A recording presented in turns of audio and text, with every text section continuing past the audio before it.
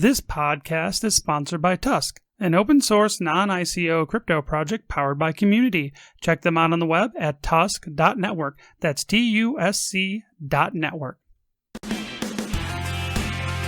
Rob McNealy program is the nexus of cryptocurrency, blockchain technology, and entrepreneurship.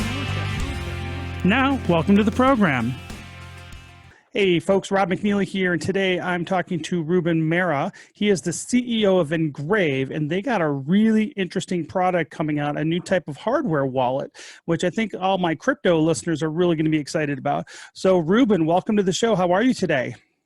Hey, I'm feeling sunny, so all good this side. Well, very good. I'm excited to hear about what your new product is about. So today, where are we talking to you from? Belgium, and more specifically, a very tiny village on the countryside where I'm hiding from COVID. Well, I can understand. I think that's a good thing. I only landed in the airport in Brussels. I've only been through Belgium. I've never really been in Belgium, but it's on my bucket. It's on my bucket list. I used to live in Ireland, and then I've been to Switzerland and a bunch of other places in Europe over the years, but I actually have never really spent any time in Belgium. And it's something I regret, but I think after all this COVID stuff is kind of behind us, I'm going to probably take some time and do some traveling again because I'm having that itch to go and get out of town, so to speak. Cool. So for my listeners are a lot of entrepreneurs and not just crypto people. So we always like to talk about the business piece, the entrepreneurial piece. So tell us a little bit about your background and how did you get started and what did you do before you did NGRAVE? Yeah, so I started off studying business engineering. It's something that doesn't really exist, I think, at the other side of the world. But you can see it as a combination of basically you're doing an engineering degree and you add all of these business school classes on top. So, like an MBA, they call an MBE, a master's in business engineering. So I did that for 5 years, got my master's, and then I started working. And I started working at Deloitte. So probably it's a company you might still know in the US. So I worked there as a strategy consultant for 2 years. And I also realized that during my job, I could actually keep studying. So I'm kind of the lifelong learning type where I basically try to do an additional postgraduate degree every year. And I did that, I would say, up until the moment that I started NGRAVE, because when I started NGRAVE, that was really the moment that I just couldn't combine it anymore. Nevertheless, I tried to read 1 book a week, so that 50 books a year is still within my goals, and I'm still achieving that. So yeah, I would say after Deloitte, which was strategy consulting, like for CXO level in companies, I liked it, but for me it was a bit too the organization was a bit too big, and I didn't feel that entrepreneurial vibe. So I joined a smaller managing consulting company, basically a startup at the time. I was one of the first 10 people. And eventually it made me, I had a lot of liberty and freedom to help the company grow. So I went to Italy, I set up the Italian branch. I went to Germany, set up the German branch. And I actually lived in different countries during my life, also during my studies. So for example, I lived in Spain and Mexico. So I basically mastered 6 languages professionally. And I could actually leverage that to help the company expand in all of these different countries. And let's say a couple of years later, and being a business in several countries, we kind of sold the business to Cognizant, also one of those big behemoths. And I myself actually, so I was a management consultant, an innovation consultant, but I was in the unique seat, let's say, to choose a bit my projects. And I liked to do those that were more like entrepreneurial. So in the beginning, so basically in parallel with my job, I launched the first automated investment platform in Belgium. It's something that in the US is known as robo-advisory. I don't know if you've ever heard about that. Basically means that you fill in, let's say, a sort of a questionnaire to determine what your risk aversity is. And then based on that, there are all these algorithms that work for you every day, and they kind of rebalance your portfolio continuously to make sure you have the best portfolio, taking care of your risk, and at the same time maximizing the return given that risk. So I built the first platform like that in Belgium. Then I also scaled it to a couple of other countries. And eventually one of the big financial players, they hired me to set up like a whole new business unit that was totally dedicated to algorithmic trading, automated investment platforms. And I did that for 2 years. So I led the whole program there. And that was just before I started NGRAVE. And I was supposed to become, let's say, the P&L leader of that block. But the moment that we were starting with NGRAVE, I realized that the potential was so huge that I basically decided to completely shift everything. So I was actually not really in the blockchain space before I started NGRAVE, just a little bit. And but nowadays, obviously, it's the exact opposite. Now I live and breathe blockchain and crypto security. So I'm really excited that we can announce that in less than a month, we will actually be launching this beautiful product. So how long have you been in the crypto space? I've been in the crypto space since the top of the market. So I joined when I think Bitcoin was just floating around $19,000. So you're fairly new. I got into crypto probably not that much before that either, as well. So I'm not going to give anybody a hard time. We jumped right in with launching our project like literally New Year's Day of 2018 is when we launched our Tusk project. So it's like, yeah, I can understand getting in at the top, so to speak. So tell me about NGRAVE. What are you doing with NGRAVE? Yeah, so I had to say, for example, my founders have been in the space way longer than me. Xavier, for example, has been in the space since 2013.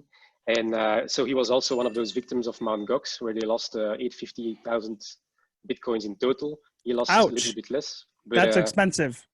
Yeah, and the thing is that in 2016, he did an ICO with his project. They raised 76,000 Ethers, so a respectable amount, I would say. And in 2017, he opened up the smart contract balance of his company and everything was gone. So everything was stolen, hacked, empty balance. And you can imagine that the moment you do that in front of your computer, you're extremely shocked. And with them, it was 44,000 Ethereum that they lost. And it wasn't a parity hack. It's one of those more famous hacks in the crypto history. And basically, he got his head together with a couple of other white hat hackers. And what they did is they automated the hack. They attacked themselves 500 other projects and they stole $200 million from these projects.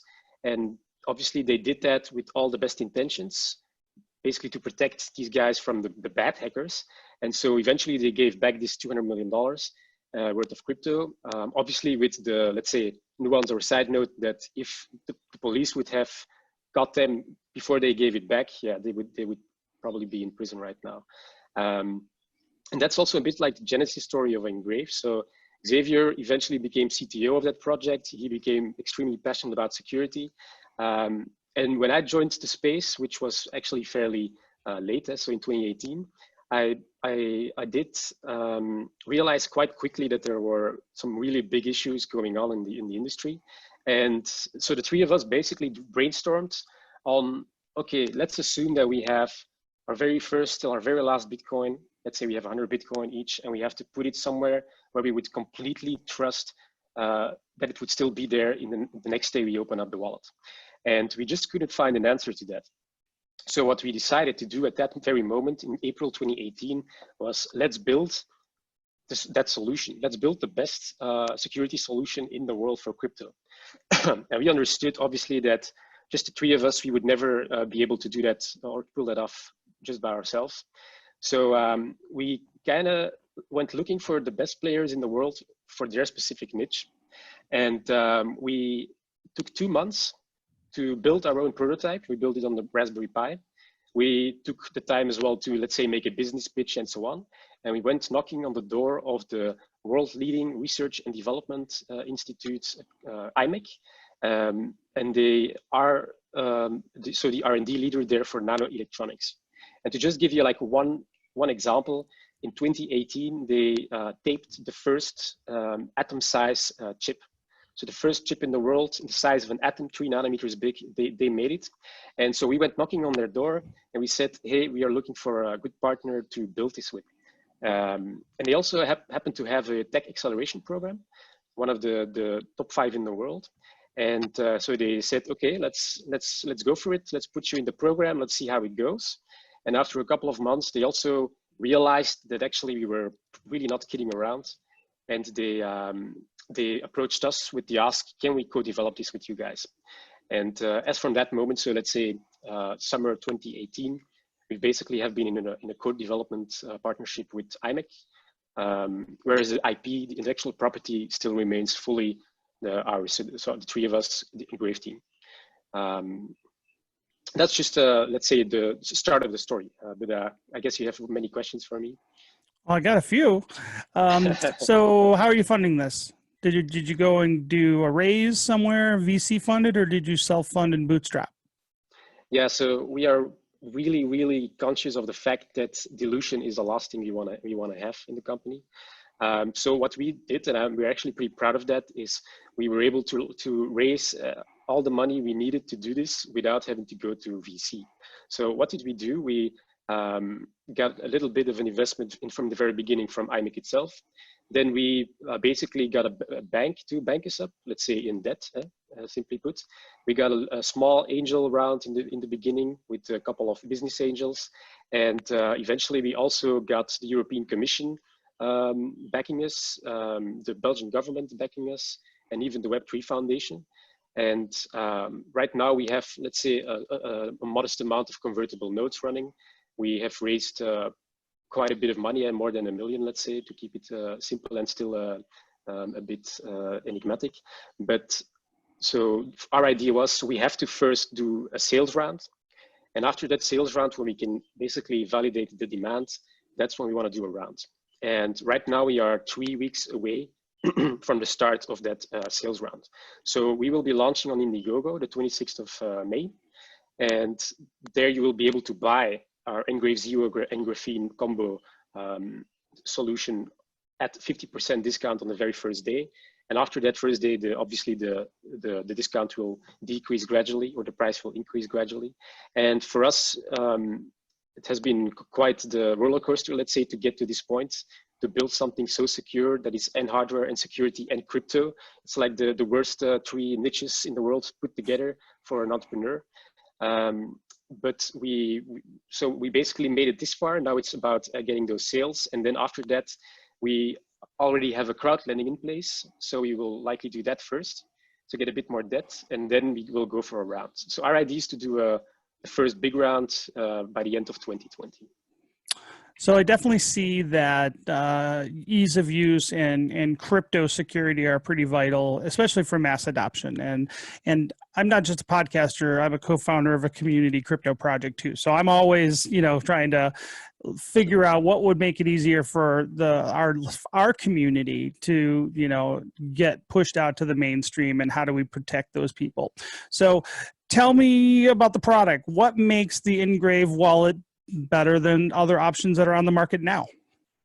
Yes, well, there are actually many different innovations that we bring, and we're going to try to spoon feed these to the market, because what we did, and I think it's also something that is different from all the other players, is we don't consider security as singular as all the others do. So if you think about it, in our opinion, security is not a secure crypto exchange. Security is not a secure hardware wallet. Security is an end-to-end approach, where you think of what's the first step until what's the very last step. And the first step is, how do I create a private key, or let's say a crypto wallet, in a completely secure way?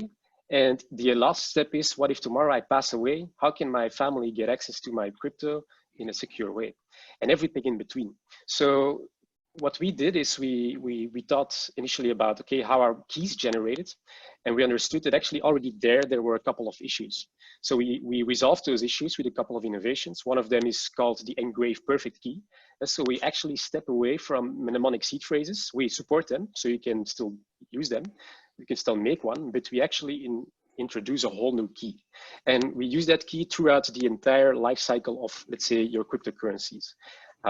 So if we start at the very beginning, we have 3 products. The first one is the NGRAVE Zero hardware wallet.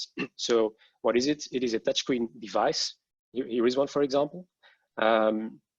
And we built it from scratch together with amongst others, IMEC, as a world leader in nanotechnology, to make sure that every single detail about security and user experience was thought about and was integrated in the circuitry of the chip, of the electronic circuitry board and everything else. But so I would say, if we would summarize it, so we are an end-to-end solution. We have a offline hardware wallet, and we have something to replace paper wallets in case you lose your hardware wallet. And we also have an app to take care of the last mile communication with the blockchain. But if we start with this beautiful thing here, so first of all, it is 100% offline, meaning you will never need to connect it to a computer to do transactions or anything else. So there is no USB required. There is no 4G, Wi-Fi, Bluetooth, anything like that. There simply is a simple on and off button on the side. You turn it on and you can do your thing. And if you need to do, let's say, a transaction or sync an account, you just create a QR code on the screen and you can scan that with your app. And QR codes, the ones we make, will never contain any information on the private keys. So obviously the private key is the most important thing of your wallet. We make it offline, we never expose it. So there are basically 0 remote attack vectors. Nobody can attack this device because there simply is no way to make a connection to it. For us, that was the first thing we needed to do, bring everything offline. The second thing we did was we made this device physically tamper-proof, because one of the questions is, what if somebody finds my device? We military grade tamper-proofed it, as they say. I find it a bit I don't find it very nice words, military grade. So I would say we have put in place several cumulative layers of anti-tampering to make sure that if even at some point you get that far, the device will know it's under attack, it will wipe the keys. And just to be sure, we introduce something entirely new as well, which is the highest security certification any of these wallets has ever gotten, EAL7. So to put that a bit in contrast, banks and governments have on average 5 or 6 out of the 7 levels there are. A Ledger Nano X, for example, has 5 on the secure element. We have 7 on the secure firmware. So if you try to attack this device, it is one of the most difficult things you will probably have to do in your life. And this thing is the only one that has this EAL7 certification in the whole blockchain world. So that's how serious we take your security. And obviously then we have the ease of use part that comes to mind. So tell me about how I would physically use that. So you have this, it looks like a slick little device. I got some pictures ahead of time, and I think the interface looks really, really good. So do I need to, for instance, if I'm going to go shopping and I want to go to a retailer, do I not need to take this device with me everywhere I go? Well, the use case of a hardware wallet is basically for your HODL part of your portfolio. So if you have to think about, let's say, your traditional wallet, your traditional fiat money, you have a current account, let's say 10, maybe 20% of your money, and then 80% or more of all your money is actually somewhere in a savings account or in an investment account. And hardware wallets were invented to take care of the part that is long-term. So basically what you normally do is you put in a USB stick in your computer, which specific security protocols, and you can send your crypto to the accounts on the device. By doing so, you basically put them offline and you put them away for a longer period. And anything you need to do transactions with, you can keep that on your exchange account, or let's say on a software wallet app that you take with you into a shop. And so you wouldn't need a hardware wallet per se. And so let's say that for us, obviously the use case is exactly the same. So the idea or the intention of a hardware wallet is not to take it with you, but because it is so wearable, basically, it's a pocket size, you could have, for example, 2 of these wallets, one that you keep at home and one that you can have with you and with which you could, in fact, go and purchase stuff in the shop. It is not our intended use case, but you can always do so. But we don't really recommend it. I think the best thing you can do with your current account is just have it on your app or have the money in your portfolio in cash and just pay in that way. The only thing is you will be risking, let's say, a small portion of your money because it can be hacked if it is online. I couldn't agree more. So you say you're going to be launching this in 3 weeks. Where will it be launched? Is it going to be in Europe first, or will it be able to be purchased by, say, Americans, or what's the first target markets that you're going to be launched in? Yeah, no, everybody will be able to purchase this because we're actually doing it through Indiegogo. And so, Kickstarter is one of those big crowdfunding platforms. Indiegogo is more or less the same size, or at least in the same tier, but they're mostly focused on not just hardware like, let's say, backpacks, but more like hardware technology. Yeah? So basically exactly the niche we are in. It's a huge platform, it's worldwide, so it doesn't really matter from where you are buying. You can buy from wherever you want. And for us, it gives this extra interesting dimension, because if there is, let's say, in the Philippines, a huge number of people who actually love hardware wallets, that's something we might not know today. They can reveal themselves, and we have some sort of a pull strategy where the customer can tell us, hey, we exist, we want one of these, we want them soon. And if you would say, apart from that Indiegogo strategy, our main goal would be in the first place to go for Europe and Northern America, and then expand from there on. Well, very cool. Ruben, where can people find out more about your new NGRAVE wallet? Well, you have the website, which is very straightforward, NGRAVE, NGRAVE.io. If you add a slash, like a backslash, and then subscribe, you can subscribe right now to the waiting list, so that you're sure that you can have that 50% off on the day that we launch, on the 26th of May. And we actually also have a competition going on right now, a giveaway, where if you enter it, you will be able to win one of 10 potential combos. So the hardware wallet and also our backup solution. And that will be, you can enter the competition until somewhere like the week of the 20th of May. Wonderful.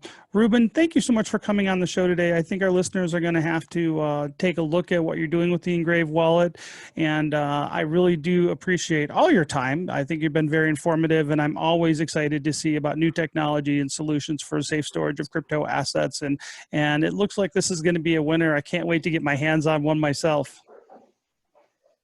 Yeah, definitely buy one or win one if you can. Now is really the time for all of that. I will try my hand. All right. Thank you so much, Ruben. This is Rob McNealy. Thank you for listening, folks. Check us out on the web at robmcnealy.com, and we'll catch you next time. Thank you for listening to the Rob McNealy program. Make sure you check us out on the web at robmcnealy.com and subscribe to our podcast at YouTube, iTunes, and on the Google Play Store.